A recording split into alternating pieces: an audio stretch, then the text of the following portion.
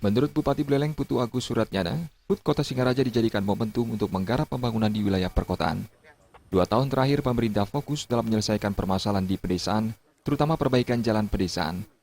Bupati berharap tahun ini SKPD bisa menyerap aspirasi lebih dalam lagi, sehingga pemerintah daerah bisa menyelesaikan masalah lebih tepat sasaran. Khususnya untuk perbaikan jalan pada tahun 2016 mendatang, pemerintah tinggal menyisakan perbaikan jalan sepanjang 32 km.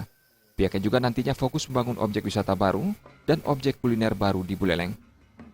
Ya, saya akan membangun kota ini dengan skala prioritas. Misalnya Taman Sukasade, misalnya kita bangun tahun depan.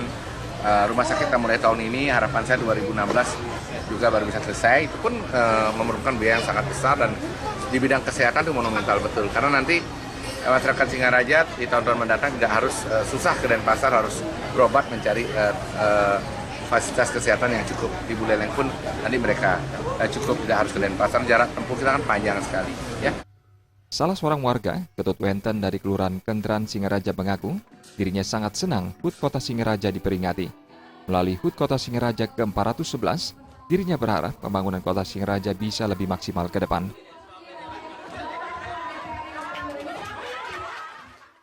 Perbangunan itu yang lancar lah. Untuk jalannya gimana, Pak? Jalannya terbaik. Di desa-desa. Sudah bagus, Pak ya? Pandewismaya, Bali TV.